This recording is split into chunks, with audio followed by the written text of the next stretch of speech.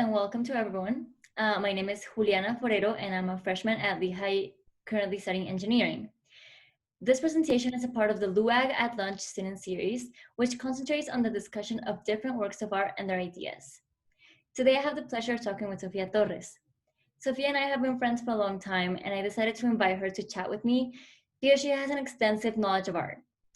Through high school, she studied IGCSE and IB art and is now pursuing a more professional path. Hello, my name is Sofia Torres, and I'm currently studying at the Savannah College of Art and Design, majoring in fashion marketing and management.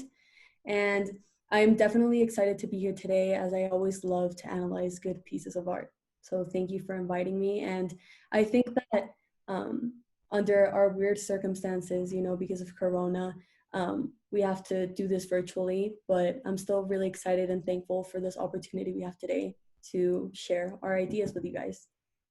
Yeah, I agree, definitely. I think that doing this virtually gives us new ways of learning, and I'm really excited to see how this goes. So overall in this talk, me and Sofia hope that you leave this panel enriched with knowledge on Latin American values and their effect on the feminist agenda. I personally chose our works from the EQUILIBRAR Strength and Community exhibition at Lehigh, which will be discussed in hopes to generate a fruitful argument around current issues. I chose 3 pieces from 3 different decades to analyze the views of women in regards to feminism and issues throughout the years. Some of the artists include Mendieta, Ayon, and Constanza Piaggio. Yeah, I think these are really interesting pieces and artists. And I'm really looking forward to see how, our perspectives may vary, as it always creates a fruitful and interesting environment for a discussion. And I think that especially with our Latin background, it will sort of allow us to see how these pieces might also affect us. And again, thank you for inviting me.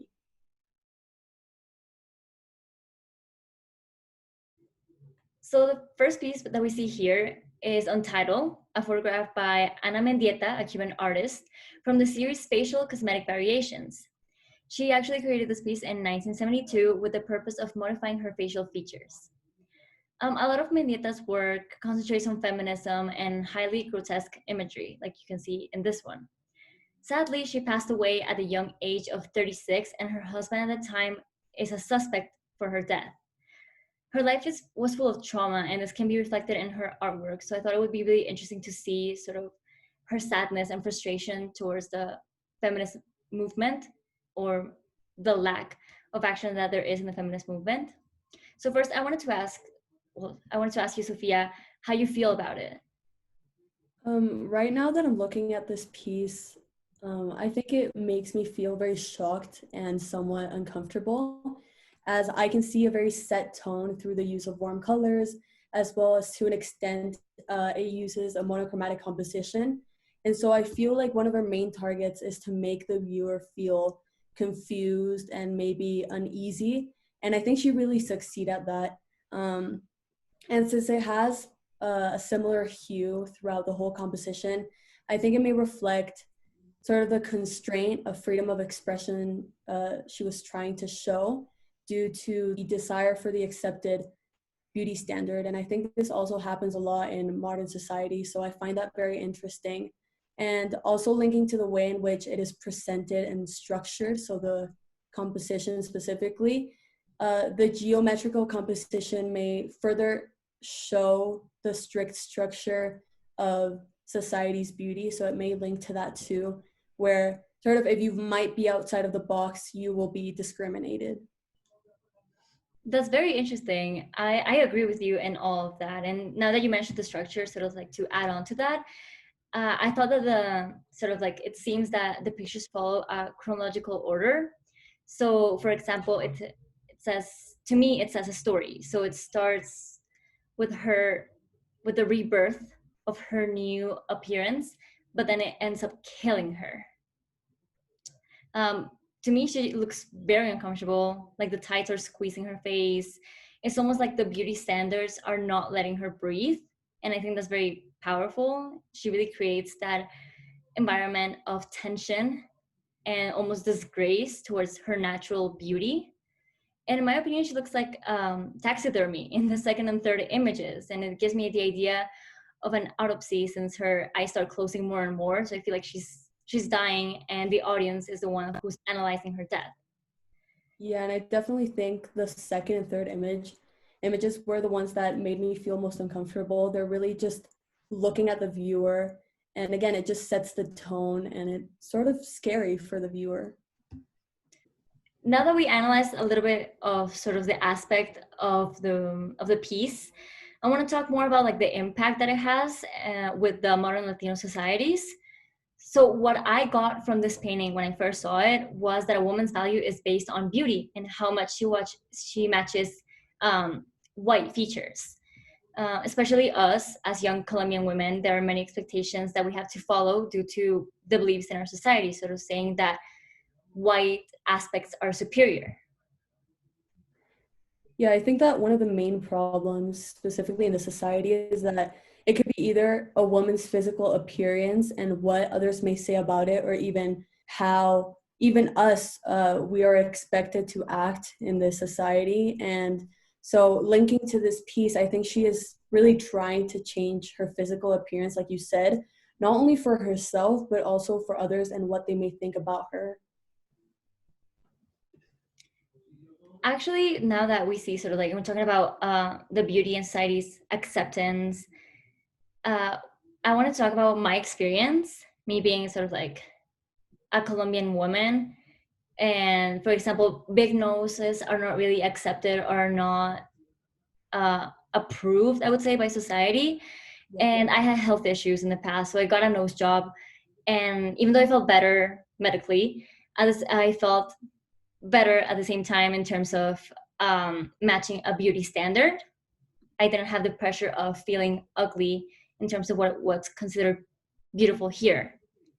It's almost impossible to match the perfect body or the perfect facial features without something being done to you, sort of like medically or surgically.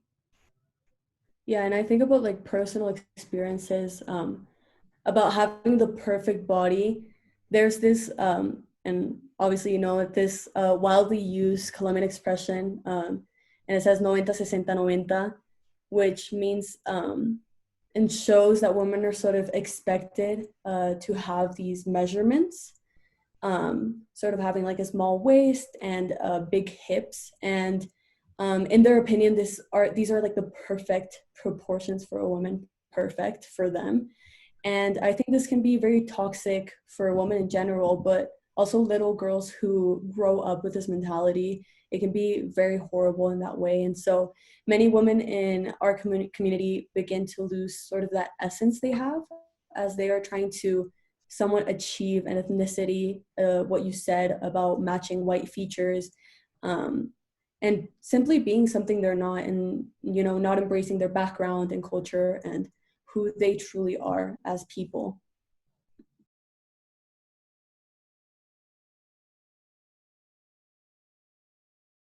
So moving on from this 1972 piece, I want to move on to a sort of more recent piece, one from 1999. And from this, I want to see sort of how feminism changes, because it never really dies. If the movement is always changing.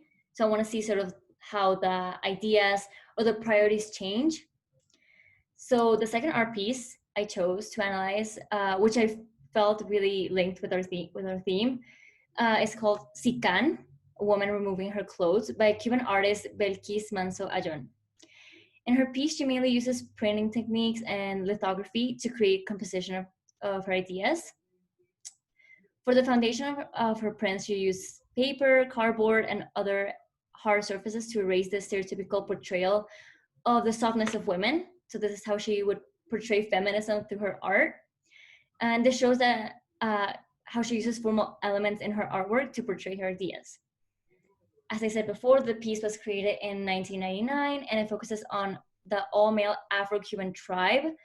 But the twist is that there was only one woman in this tribe. She was called Sikan, the Princess Sikan, and this is sort of like the main character in a lot of her paintings.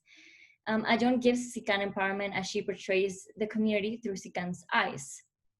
So once again, I want to ask Sofia sort of what you see, but sort of like to give a little bit of context of what I saw, to change it up a little bit.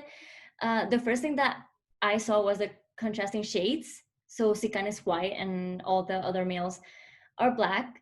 And what was interesting about this piece is that she's becoming black as she takes her clothes off.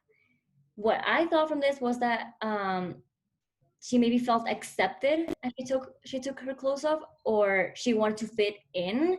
So I felt like, in my opinion, Sikan's sort of trapped in this environment. Um, Besides, there's a lot of activity surrounding her, but she also looks like an activity as well.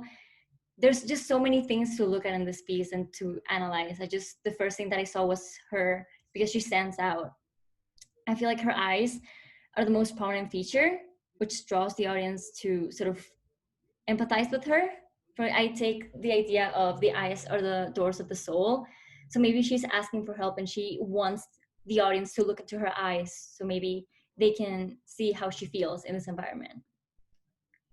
Yeah, definitely. The more you look at the piece, the more things you discover. And I wanted to add that I find it really interesting that she didn't only try to portray her ideas through the image itself, but also the materials she used. So what you said, trying to break that stereotype, I think that's very interesting and very smart of her. And in terms of what I feel when I look at this piece, the first thing that came into my head was sort of like this energy of a cult. So kind of scary, sinister, as if the woman doesn't want to be there.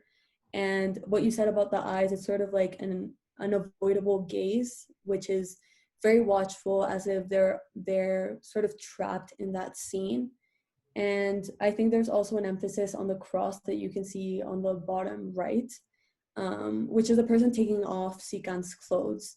And so my question is, could this mean that, religion justifies immoral actions? And so I think that sometimes religion might affect women's freedom and maybe sometimes disguises abuse as guidance and protection.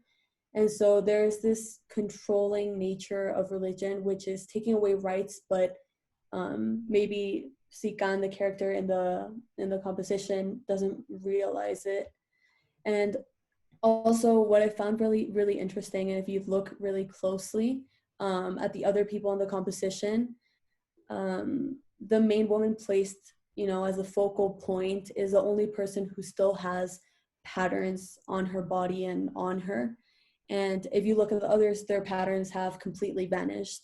And so I think this may link to how they have now lost their essence, but the woman is still herself, even though they're taking their clothes off. So yeah, I think that's very interesting. You gave a lot of really unique ideas, and I hadn't noticed that at first. For example, the cross or the patterns. So I thought that was very interesting. But now I want to sort of like get your opinion on, you see the man hugging himself. I Yeah. saw the after I saw Sikan, I saw this man, and I thought that it could represent how self-love and embracing yourself is seen as feminine, sort of saying, since his arms are surrounded by a white color, it sort of allured to the idea that Sikan was present within him. So this person wants to love themselves, but is afraid of being discriminated.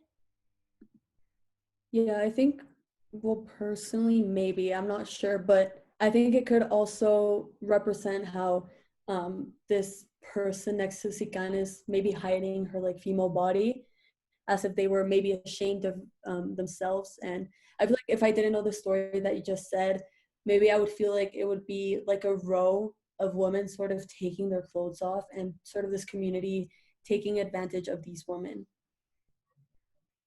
So now knowing the story and sort of us looking at it in detail, I want to ask you a more personal question, and that is, would you put this painting on your wall?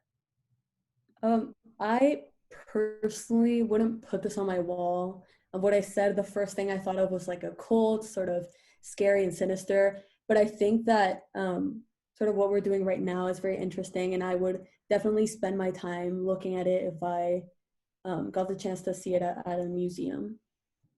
Yeah, I definitely think there's so much more to see and to analyze. And I would have to agree with you that I wouldn't put this on my wall, because to me at first it seemed dull and lifeless almost, and the colors are not inviting you to look at it. And it makes me feel trapped, and it lacks individuality. I felt that the ideas are not very clear, so people can really drop interest on sort of like what it means. But I feel like by this, the author is saying that people drop issues affecting women in these types of situations very easily, as they're very hard to understand. Yeah, you know, what we're talking about, there are just so many things to pull out, and I think you can talk about it sort of for hours because it's so interesting. And I think it definitely caught my attention, especially Sikan's case. I think what I said is like it's unavoidable and it's just there and it will always be looking at you when you look at the piece. And going back to what you said of the lack of individuality, every person in the composition, you know, has the same hue and it depicts sort of a negative connotation. And this is why I don't think I would put it on my wall. Okay, now to just sort of summarize our opinions on this print, I want to go back to the idea of the impact that it has on sort of the feminist agenda in Latino societies. What do you think about that? I think that in societies that are religion based, where there are religion based problems, these problems are very overlooked and justified by the beliefs people have. Yeah, I think this might be a controversial topic, but you can highly see this with abortion. And obviously, it is okay to have different opinions and they're all valid. But I feel like a lot of people say that abortion shouldn't be legalized because of what the Bible says. But at the same time, they do other things that go against the Bible. Yeah, and I think, you know, this is a very sensitive topic, and what you said, everyone has the right to, you know, have different opinions, and that's okay. But I personally think that this also shows how there are priorities that do not benefit women. And so maybe this this was one of the things that she was trying to talk about too. And so it sometimes seems like people maybe follow a religion when it only benefits them, or the beliefs of a religion when it benefits them. And you know, certain groups don't have the luxury of sort of cherry picking which beliefs to follow. And so for me, that's sort of upset that people sort of prioritize certain things and don't see, you know, the bigger picture.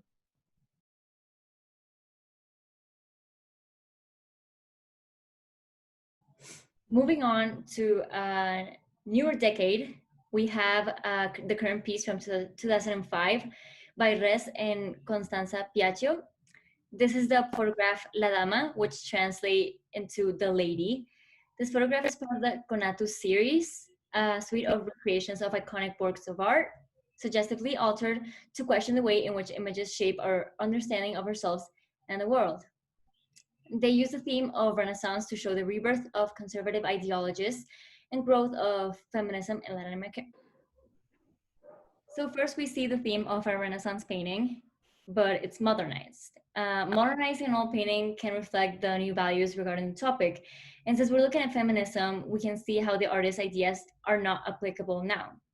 So in Da Vinci's piece, there was an ermine instead of a fixed head. And an ermine actually symbolizes purity and submissive nature.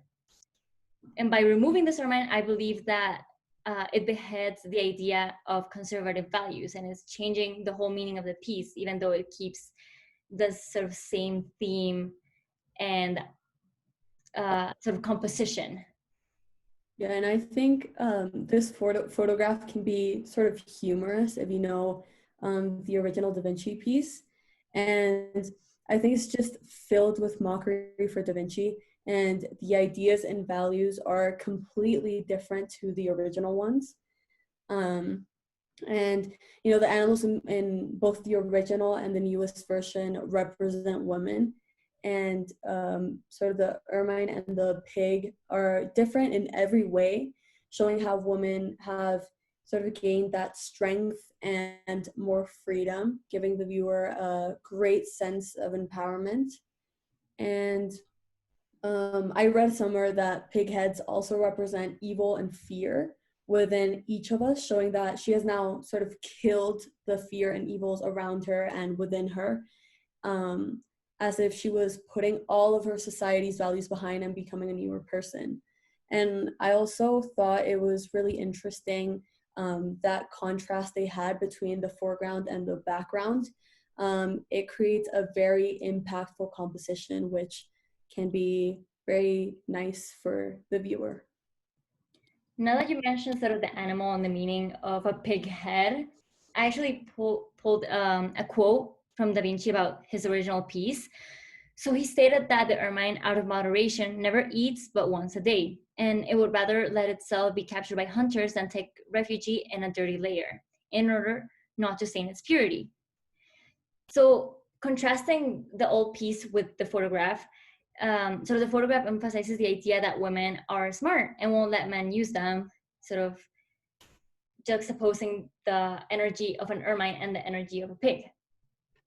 So a woman, in this case, does not prioritize her appearance and act submissive, but rather wants to piece society off. She doesn't want her fur used like an ermine would. Yeah. So now that we sort of talked about it, I thought it was very straightforward compared to the other pieces. What do you think of the impact of this photograph on feminism? Yeah, definitely in contrast with the other two paintings we already spoke about. They really had sort of those negative ideas within the composition. And this one, for me, and I don't know if for you too, it can be considered hopeful for the viewer, especially for women. And also the way in which the woman is still, in the photograph, she still has that traditional Renaissance clothing, may further link to how women have not forgotten their past, sort of the feminist movement. They haven't forgotten the ups and downs of it, but they have rather grown from their past experiences. Yeah, I agree with you that this is a really positive outlook on feminism compared to the other ones. I felt like maybe the first two were criticizing issues that are happening sort of towards women, but this one shows strength and dominant nature that women are developing. I feel like sometimes shaming women for being powerful is very common, but this piece sort of shows that it's not harmful at all, and it's just sort of a way that society is growing and evolving. So what this really depicts, in my opinion, is how feminism is being promoted in Latin America. Really just independent women who value themselves and act forth with the normalization of feminism and equality. And sort of like, I like how the artist kept the idea of Da Vinci and sort of the beauty of a Renaissance painting, but it changed the ideas. So that's what I really appreciate about this piece. Yeah, I really appreciate that too, especially what you said about how it's promoting that strength for Latin American women. I think it is very important for women, not only in Latin America, but all over the world, to feel empowered and, not to be afraid to speak up. And so I think this piece really motivates these women to do that. So now I sort of want to acknowledge why these pieces are important and overall why the theme that we're looking at is important. So something that I saw was how values and issues have changed over each decade, and we can clearly see that with the paintings, prints, or photographs. I saw that with newer decades, we see our sort of a reflection of the past. Like feminism is always there, but they're not the same issues. So it's interesting to see how it has grown and how sort of people have adapted to these new ideas and how priorities are changing. So at the beginning, we saw how beauty standards were seen by Latin American societies. And then the last one, it was sort of more positive. It was sort of giving women power instead of it being a tragedy. Yeah, definitely what you said about being, especially the last piece, being very positive.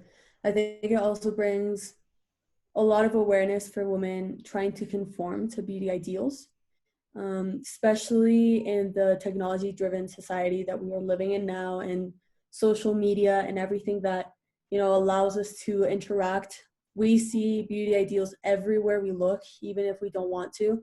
And so not only women, but also men have to learn that there are these unrealistic standards and expectations that should be brought down, not only for older women, but also younger girls who are, growing in certain communities and who might suffer from this. And I think that it is important for men to also consider this topic because, men, maybe they can also be feminists and they can also encounter a lot of beauty standards and sometimes that toxic masculinity and just so many factors that need to be brought down in so many communities. Yeah, I completely agree with you with the whole men's issues and men being feminist, because I believe that feminism should also look at men's issues because sometimes they deal with the same problems like beauty standards. So we need men to understand these issues and understand the meaning of feminism so they can be allies to the cause, to the movement. And I think that sexism in Latin America is not really letting society to be open-minded to this idea of men being allies, and that they also suffer from a lot of criticism, and that feminism can actually benefit them.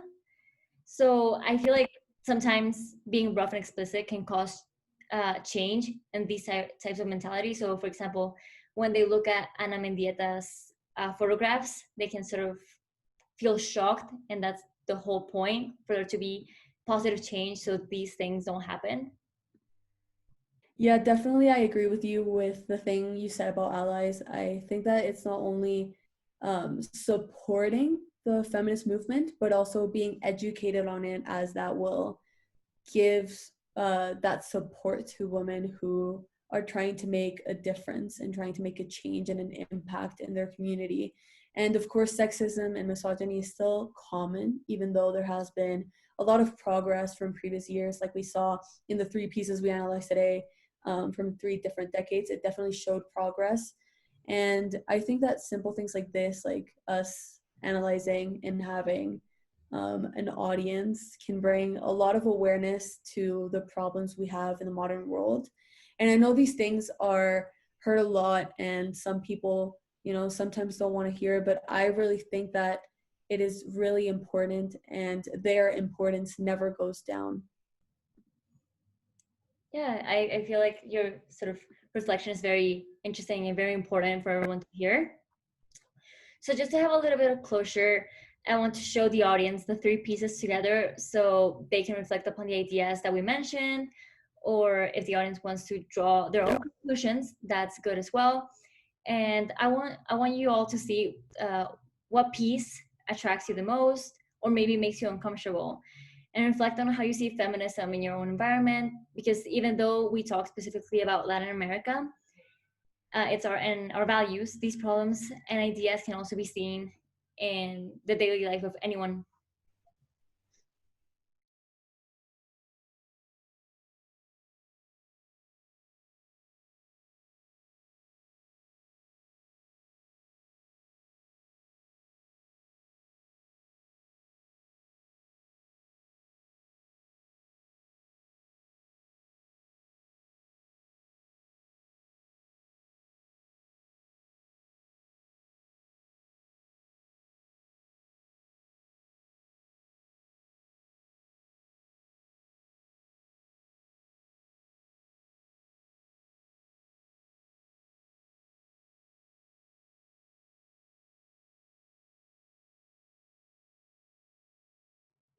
So that's the end of the presentation. I want to thank everyone who watched it, and I want to thank Sofia for being here with me today. I definitely had a lot of fun, and I learned so many things from her.